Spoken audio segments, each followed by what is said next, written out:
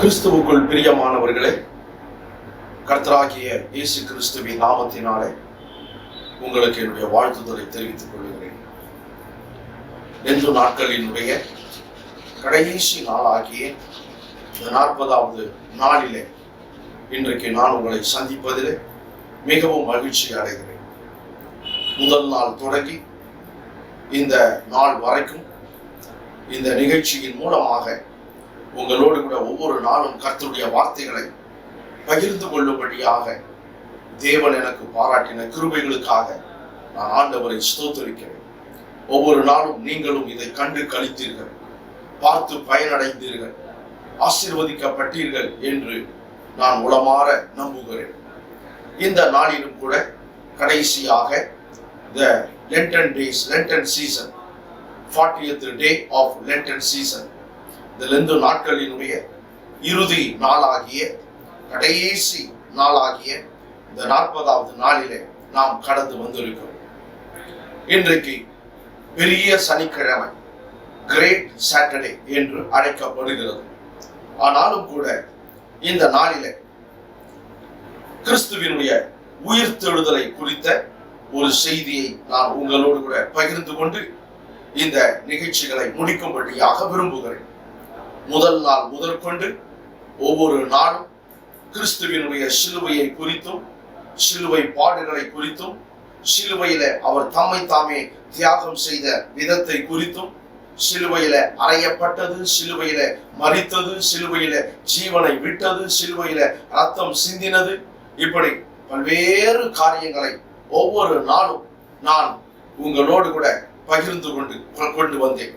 இன்றைக்கு கடைசி நாளாகிய இந்த நாளிலே சிலுவையிலிருந்து அவர் உயிர்த்தெழுந்த அந்த நிகழ்ச்சியை குறித்து உங்களோடு கூட பேசும்படியாக விரும்புகிறேன். நாளைய தினம் நம்ம எல்லாருக்கும் ஈஸ்டர் சண்டே, உயிர்த்தெழுந்த ஞாயிறு.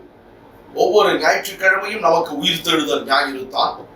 ஆனாலும் நாளைய தினத்துல இந்த 40 நாட்கள் முடிந்த பிற்பாடு அடுத்து வரக்கூடிய அந்த ஞாயிற்றுக்கிழமையில விசேஷ விதத்துல, சிறப்பான விதத்துல அவருடைய உயிர்த்தெழுதலை நாம் நினைவு கூற வேண்டிய ஒரு கட்டத்துல நாம் கடந்து வருகிறோம்.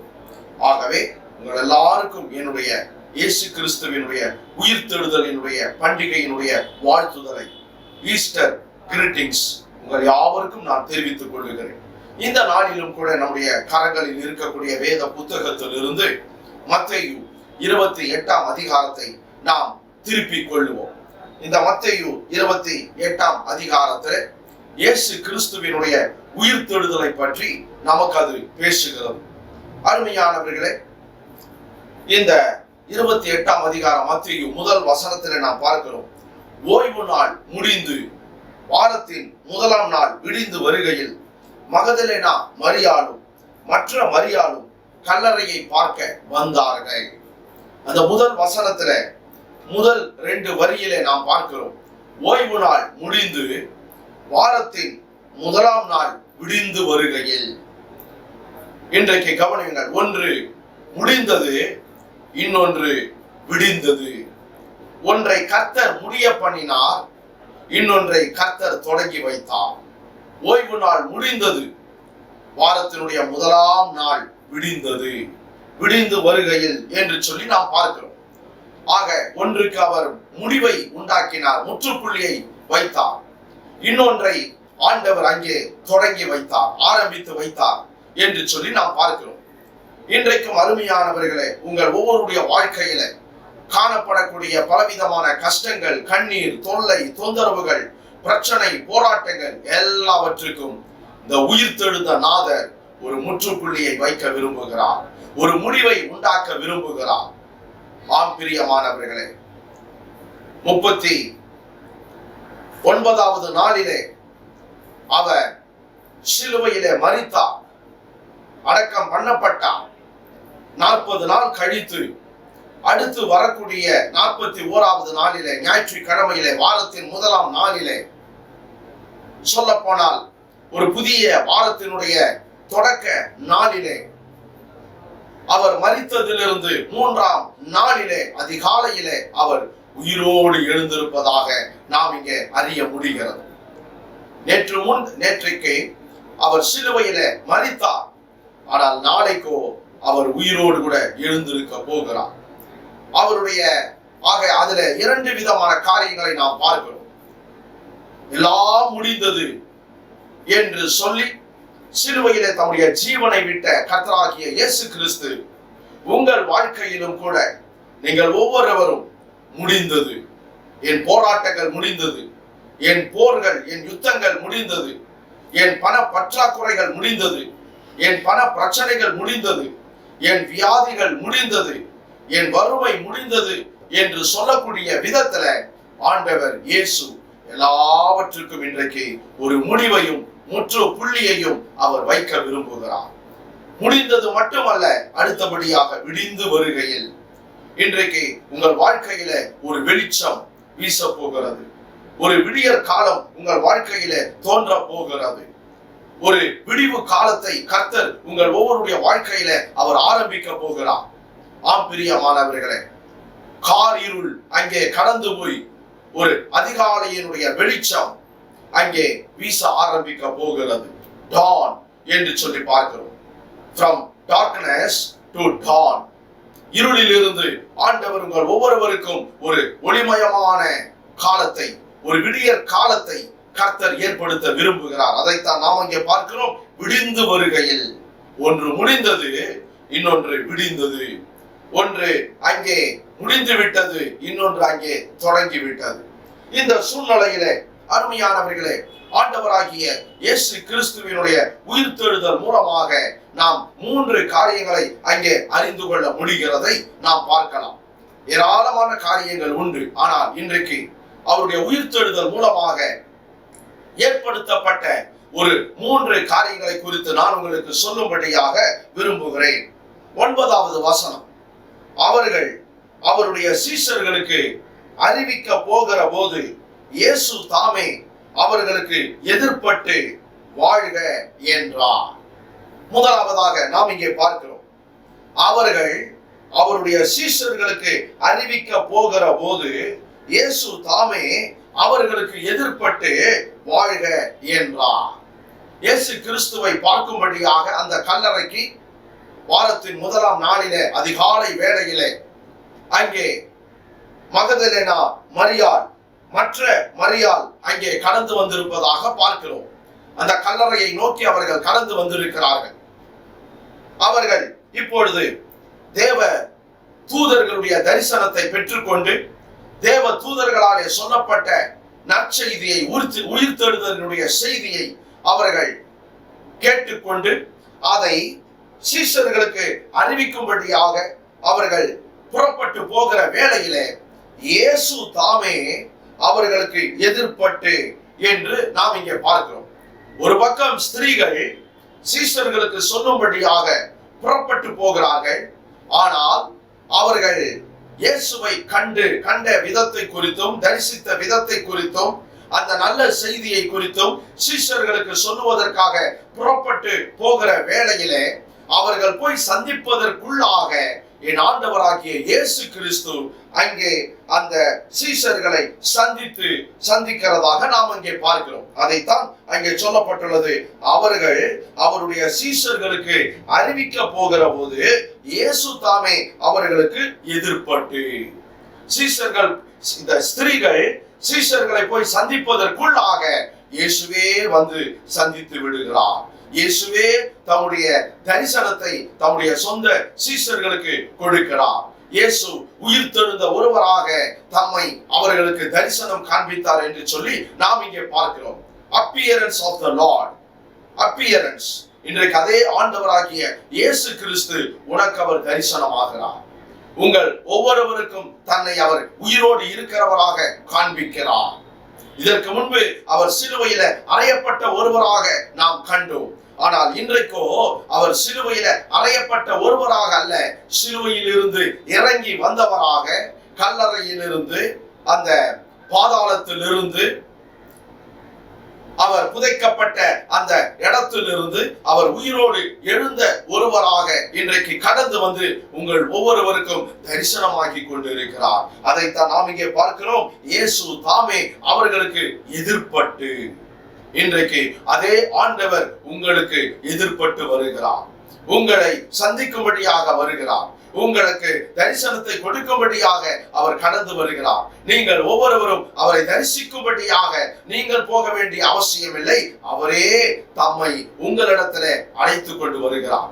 அவரே உங்களிடத்துல அன்பானவர்களே தம்மை வெளிப்படுத்தி காட்டுகிறதாக நாம் இங்கே பார்க்கிறோம். அப்பியரன்ஸ் ஆக யோசித்து பாருங்கள். இன்றைக்கு உயிர் தெழுந்த ஆண்டவர் அநேகருக்கு தரிசனமாகி கொண்டிருக்கிறார். அன்றைக்கு தம்முடைய சொந்த சீஷர்களுக்கு தரிசனமானார். அதை தொடர்ந்து பல்வேறு கூட்டத்தாருக்கு அவர் தரிசனமானார். அப்போஸ்தலர் நடவடிக்கைகள் 9ஆம் அதிகாரத்தில் நாம் வாசிப்பது போல அப்போஸ்தலனாகிய பவுல், சவுல் என்று அழைக்கப்பட்ட அந்த பவுலுக்கு ஆண்டவர் அங்கே தரிசனமாகிறார். ஒரு நடுப்பகல் வேளையிலே அந்த நேர் தெருவிலே ஆண்டவராகிய இயேசு கிறிஸ்துவினுடைய தரிசனத்தை அந்த சவுலுக்கு ஏற்படுத்தி கொடுக்கிறார். இன்றைக்கு அதே உயிர் தெழுந்த ஆண்டவர் உங்கள் ஒவ்வொருவருக்கும் தரிசனமாகி கொண்டிருக்கிறார்.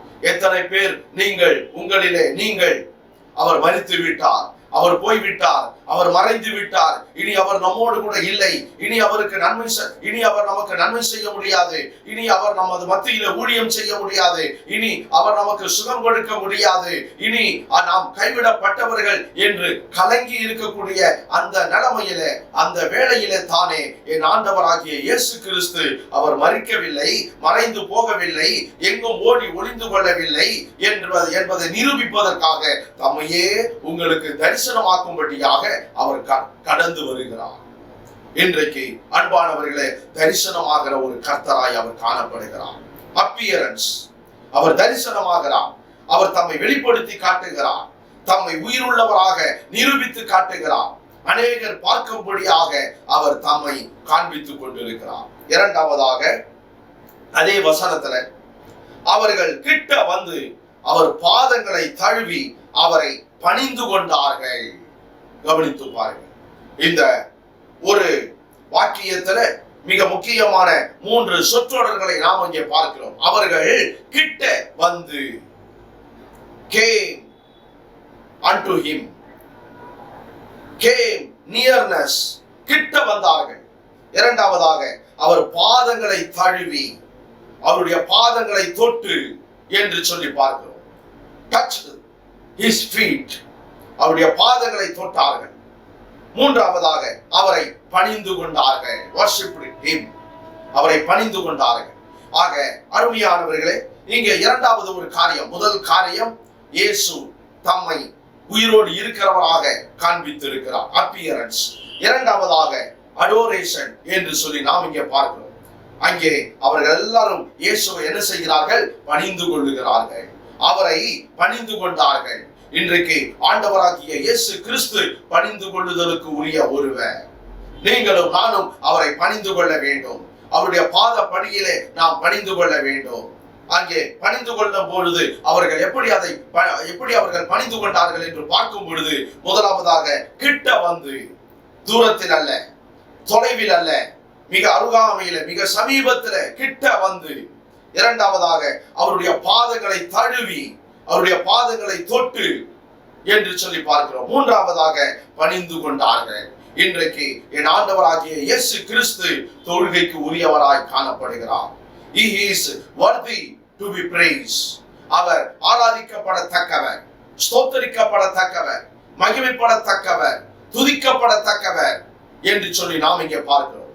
எனவே இந்த பூமியிலே நீங்களும் நானும் ஒரு மனுஷனையோ மற்றவர்களையோ வேறு எதையோ ஆராதிக்க கூடியவர்களாக, பணிந்து கொள்ளக்கூடியவர்களாக நாம் காணப்படக்கூடாது. கர்த்தர் இயேசு ஒருவரையே, உயிர் தெழுந்த இயேசு ஒருவரையே நீங்களும் நானும் பணிந்து கொள்ளக்கூடியவர்களாக இருக்க வேண்டும். மற்றவர்களை நாம் மரியாதை செலுத்தலாம், மற்றவர்களுக்கு நாம் மதிப்பு கொடுக்கலாம், மற்றவர்களை நாம் கனம் பண்ணலாம், அவர்களை வாழ்த்தலாம். ஆனால் வணங்குதலுக்கு உரிய ஒருவர் என் ஆண்டவராகிய இயேசு கிறிஸ்து ஒருவர் மட்டும்தான் என்று சொல்லி நாம் இங்கே பார்க்கிறோம். ஆக அன்றைக்கு சீஷர்கள் எல்லாரும் இயேசுவை என்ன செய்கிறார்கள்? பணிந்து கொள்ளுகிறார்கள் என்று சொல்லி நாம் இங்கே பார்க்கிறோம். கவனித்து பாருங்கள் அன்பானவர்களே, இதே இயேசு கிறிஸ்துவினுடைய வாழ்க்கையிலே அவருக்கு ஏற்பட்ட சோதனைகளுக்கு நடுவிலே பிசாசு இயேசுவினிடத்தில் வந்து கேட்கிற ஒரு கேள்வியை நாம் இங்கே பார்க்கிறோம். லூக்கா 4ஆம் அதிகாரம் 7வது வசனத்துல பிசாசினுடைய ஒரு கூற்றை, பிசாசினுடைய ஒரு சவாலை நாம் பார்க்கிறோம். நீர் என்னை பணிந்து கொண்டால் எல்லாம் உம்முடையதாகும் என்று சொன்னார். பிசாசு தம்மை பணிந்து கொள்ளும்படியாக இயேசுவினிடத்திலே அவன் வேண்டிக் கொள்ளுகிறான். நீர் என்னை பணிந்து கொண்டார். கவனித்து பாருங்கள் அன்பானவர்களே. ஆனால் பிசாசு பணிந்து கொள்ளக்கூடிய ஒருவனா? பிசாசை நாம் பணிந்து கொள்ளலாமா? பிசாசு பணிந்து கொள்ளப்படக்கூடிய ஒருவனா? வணக்கத்திற்குரிய ஒருவனா? வணங்கப்படுதலுக்குரிய ஒருவனா? இல்லை. அடுத்த வசனத்திலே ஆண்டவர் சொல்லுகிறார், இயேசு அவனுக்கு பிரதியுத்தரமாக, எனக்கு பின்னாக போ சாத்தானே, உன் தேவனாகிய கர்த்தரை பணிந்து கொண்டு அவர் ஒருவருக்கே ஆராதனை செய்வாயாக என்று எழுதியிருக்கிறதே என்றார். கவனித்து பாருங்கள். ஆக பிசாசு இங்கே கேட்டுக்கொள்வது, நீர் என்னை பணிந்து கொள். என்னை பணிந்து கொண்டால் அடுத்து ஆண்டவர் சொல்லுகிறார், உன் தேவனாகிய கர்த்தரை பணிந்து கொண்டு என்று எழுதப்பட்டிருப்பதாக அவர் சுட்டி காண்பிக்கிறார். இங்கே மத்தேயு 28:9 அன்றைக்கு அவரோடு கூட இருந்த சீஷர்கள் அனைவரும், யூதாஸ் காரியோத்து தவிர மற்ற எல்லா சீடர்களும் சேர்ந்து இப்பொழுது அவருக்கு கிட்டே வந்து அவருடைய பாதங்களை தொட்டு அவரை பணிந்து கொள்ளுகிறதாக நாம் இங்கே பார்க்கிறோம். They worshiped him. Adoration. So முதலாவதாக உயிரோடு இருக்கிறவராக தம்மை காண்பித்தார். இரண்டாவதாக பணிந்து கொள்ளுதலுக்கு உரியவராக தம்மை வெளிப்படுத்தி இருக்கிறார். அங்கே மூன்றாவதாக இன்னும் ஒரு காரியத்தை நாம் பார்க்கிறோம். 10வது வசனம், அப்பொழுது இயேசு அவர்களை நோக்கி, பயப்படாதிருங்கள், நீங்கள் போய் என் சகோதரர் கலிலேயாவுக்கு போகும்படி அவர்களுக்கு சொல்லுங்கள், அங்கே அவர்கள் என்னை காண்பார்கள் என்றார் என்று சொல்லி நாம் இங்கே பார்க்கிறோம். ஆக இங்கே ஒரு 2 காரியங்கள் சொல்லப்பட்டிருக்கிறது. முதலாவதாக பயப்படாதிருங்கள், பயப்படாதிருங்கள், அஷூரன்ஸ், ஒரு உறுதியை அவர் கொடுக்கிறார். அப்பொழுது இயேசு அவர்களை நோக்கி, பயப்படாதிருங்கள். சோ இன்றைக்கு பயந்து கொண்டிருக்கிறீர்களா? பயத்திலே வாழ்ந்து கொண்டிருக்கிறீர்களா? பலவிதமான பயங்கள் உங்களை ஆட்டி படைக்கிறதா? பயத்தின் ஆவி உங்களுக்குள்ளே காணப்படுகிறதா? எல்லா காரியங்களை குறித்தும் நீங்கள் பயந்து பயந்து நடுங்கி கொண்டு இருக்கிறீர்களா? வேதம் சொல்லுகிறது, இயேசு அவர்களை நோக்கி, பயப்படாதிருங்கள், நீங்கள் போய் என் சகோதரர் கலிலேயாவுக்கு போகும்படி அவர்களுக்கு சொல்லுங்கள், அங்கே அவர்கள் என்னை காண்பார்கள் என்றார். கவனித்து பாருங்கள். ஆக 2 விஷயங்களை ஆண்டவர் இங்கே தெளிவுபடுத்துகிறார். முதலாவதாக பயப்படாதிருங்கள், இரண்டாவதாக என்னை காண்பார்கள். இன்றைக்கும் அருமையானவர்களே, அதே வார்த்தையை நான் உங்களுக்கு சொல்லுகிறேன். நீங்கள் பயப்படாதிருங்கள். இரண்டாவதாக நீங்கள் இயேசுவை காண்பீர்கள், நீங்கள் அவரை காண்பீர்கள். ஆக உயிர் தேடுதல் நமக்கு கொடுக்கிற மூன்றாவது ஒரு காரியம், அதிலே நமக்கு அடங்கி இருக்கக்கூடிய ஒரு வாக்குறுதி, ஒரு உறுதியான ஒரு வார்த்தை என்னவென்றால், பயப்படாதிருங்கள். Do not fear. Be not fear. பயப்பட வேண்டாம். கவனித்து பாருங்கள். ஆண்டவராகிய இயேசு கிறிஸ்து அவர் இந்த பூமியில பிறக்கும் பொழுதே அங்கே தூதர்கள் சொன்னார்கள், பயப்படாதிருங்கள், இதோ எல்லா ஜனத்துக்கும் மிகுந்த சந்தோஷத்தை உண்டாக்கும் நற்செய்தியை அறிவிக்க வந்தேன் என்று சொல்லப்பட்டுள்ளது. அதை தொடர்ந்து அவர் பிறந்த பிற்பாடு, ஊழியத்திற்கு வந்த பிற்பாடு, ஊழியத்தின் பாதையிலே அவர் கடந்து செல்லுகிற போது அநேகரை பார்த்து அவர் அந்த உற்சாகமான வார்த்தையை சொல்லி இருக்கிறார், தைரியம் ஊட்டுகிற அந்த வார்த்தையை சொல்லி இருக்கிறார், பயப்படாதே, பயப்படாதே, பயப்படாதிருங்கள் என்று பல முறை, பல கட்டங்களிலே, பல சம்பவங்களிலே, பல தரப்பினருக்கு அவர் அந்த வாக்குறுதியை கொடுத்திருக்கிறார். உயிர் தெழுந்த என் ஆண்டவராகிய இயேசு கிறிஸ்து இப்பொழுதும் அதே உறுதியான ஒரு வாக்குறுதியை கர்த்தர் உங்களுக்கும் எனக்கும் அவர் கொடுக்க விரும்புகிறார். எனவே தான் நாம் இங்கே பார்க்கிறோம், பயப்படாதிருங்கள். இன்றைக்கு நீங்கள் பயந்து கொண்டிருக்கிறீர்களா? இயேசு மரித்து விட்டார், இயேசு மறைந்து விட்டார், இயேசு நம்மை விட்டு போய்விட்டார் என்ற ஒரு பயத்தில் நீங்கள் இருக்கிறீர்களா? இல்லை பிரியமானவர்களே, அவர் மரிக்கவில்லை, அவர் மரணத்திற்குள்ளாகவில்லை. அவர் கல்லறையிலே அடக்கம் பண்ணப்பட்டது, மரித்தது உண்மைதான். ஆனால் இப்பொழுது 3ஆம் நாளிலே அவர் உயிரோடு எழுந்திருக்கிறவராக நாம் பார்க்கிறோம். உயிரோடு எழுந்தவர் இன்றைக்கு உங்களையும் என்னையும் பார்த்து சொல்லுகிறார், பயப்படாதிருங்கள். எதை குறித்தும் நீங்களும் நானும் பதட்டம் அடைய வேண்டிய அவசியம் இல்லை. ஏதாகிலும் உங்களை பயமுறுத்தி கொண்டிருக்கிறதா? வியாதி, வறுமை, பிரச்சனைகள், கடன் தொல்லை, உங்களுக்கு எதிரான சில மனிதர்கள், இப்படி பல விஷயங்கள் உங்களை பயமுறுத்தி கொண்டிருக்கிறதா? உங்களை மிரட்டி கொண்டிருக்கிறதா? கர்த்தருடைய வார்த்தை சொல்லுகிறது, நீங்கள் பயப்பட வேண்டாம், பயப்படாதிருங்கள். ஏன்? நீங்கள் அவரை காண்பீர்கள். கடைசியில சொல்லப்பட்டுள்ளது, அங்கே அவர்கள் என்னை காண்பார்கள் என்றார். ஆக அருமையானவர்களே, இந்த நாளிலே, இந்த உயிர் தெழுந்த நாளிலே, ஒன்று முடிந்தது, இன்னொன்று விடிந்தது. ஒன்றுக்கு ஆண்டவர் முடிவை உண்டாக்கினார், இன்னொன்றை ஆண்டவர் தொடங்கி வைத்திருக்கிறார். அதைத்தான் முதல் வசனத்திலே நாம் பார்க்கிறோம். அதனுடைய தொடர்ச்சியாக அவருடைய உயிர் தெழுதலிலே ஏற்பட்டிருக்கக்கூடிய 3 விதமான காரியங்கள். முதலாவதாக அப்பியரன்ஸ், தரிசனம் தந்தார். இரண்டாவதாக அடோரேஷன், அவர் பணிந்து கொள்ளப்பட்டார். மூன்றாவதாக அஷூரன்ஸ், அவர் உறுதியாய் ஒன்றை சொல்லி இருக்கிறார், உறுதியான வாக்குத்தத்தத்தை கொடுத்திருக்கிறார், பயப்படாதிருங்கள். இன்றைக்கு அந்த 3 காரியங்களையும் நீங்களும் நானும் பெற்றுக்கொள்ளுவோம். அவரை தரிசிப்போம், அவரை பணிந்து கொள்ளுவோம், அவருக்காக பயப்படாமல் நம்முடைய வாழ்க்கையை நாம் நடத்துவோம். கர்த்தர் நம்மை ஆசீர்வதிப்பாராக. ஒரு நிமிஷம் நாம் எல்லாரும் கண்களை மூடி ஜெபிப்போமா?